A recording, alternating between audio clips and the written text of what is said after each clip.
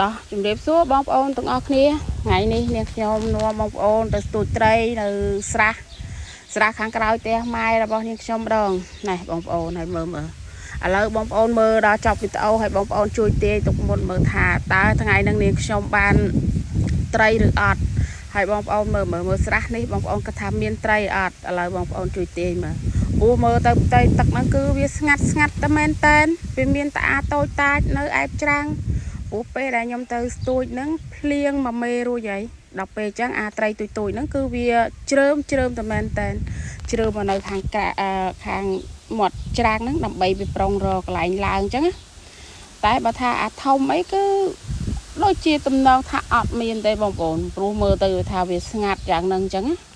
វាអត់មានត្រីទៅខំនុយខំអីអញ្ចឹងគិតថាថ្ងៃហ្នឹងពីអ្នកម៉ែកោហ្នឹងប្រហែលជាអំបិលហើយអំបិលមានរសជាតិប្រៃឯមើលទៅបើមើលទៅផ្ទៃទឹកហ្នឹងគឺវាស្ងាត់យកតែមែនតើមិនថាស្ងាត់លេងណាបងប្អូនស្ងាត់ឲ្យថាអស់សង្ឃឹមមកវិចប្រុងថាវិចសន្ទូចត្រឡប់មកផ្ទះវិញពីអ្នកម៉ែកូនណាឃើញកូនយើងថ្ងៃហ្នឹងប៉ងទាស្ងោបើស្ងាត់យ៉ាងហ្នឹងអញ្ចឹងតែបងប្អូនចាំមើលដល់ចប់វីដេអូហើយបងប្អូនជួយទាយមើលថាថ្ងៃហ្នឹងខ្ញុំបានត្រីយកទៅផ្ទះហើយបានប្រមាណដែរបងប្អូនអើយអាណិតតាកូនខ្ញុំទេនិយាយពីថាអូតែថាដល់ម៉ោងស្ទូចត្រីហ្នឹងគាត់នឹងនិយាយពីថាគាត់ចង់តែដល់ពេលទៅជួបស្រះនេះមកគាត់ថាអូយម៉ាក់អើយអង្ខឹមហើយម៉ាក់ស្ងាត់ណាស់ម៉ាក់អង្ខឹមហើយលោកឃើញអើយកូនឲ្យធ្វើម៉េចជីវិតអ្នកស្ទូចត្រីមានថ្ងៃបានមានថ្ងៃអត់បានអញ្ចឹងហើយកូន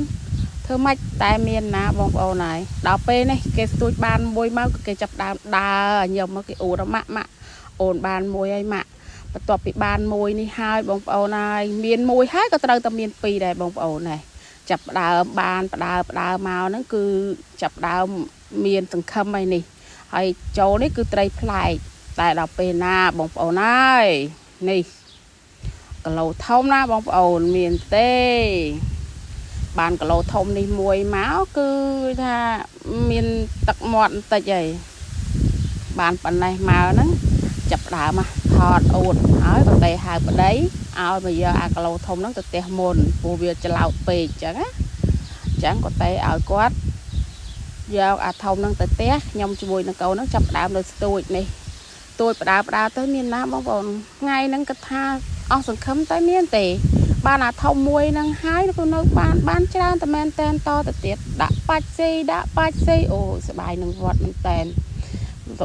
បាយយកតែមែនតែនអត់មានចង់មកផ្ទះទេយប់ហើយក៏អត់ព្រមមកដែរព្រោះយើងនៅគិតថាអូត្រីនៅតែពងតាស៊ីអញ្ចឹងយើងនៅខំស្រោតឲ្យបានច្រើនហើយថ្ងៃនេះគឺបានត្រីរៀងប្លែកបងប្អូនមិនដូចបានរាល់ដងទេថ្ងៃនេះបានសិតតែត្រីកត្រប់មុនដំបូងគឺអត់ស្គាល់ទេតែដោយសារតែសួរបងប្អូនយើងអ្នកធ្លាប់ទូចត្រីណាគាត់ដឹងថានឹងត្រីកត្រប់នេះបងប្អូនអើយនិយាយពីថាចិត្តជប់ហើយហ្នឹងដាក់យកអរគុណ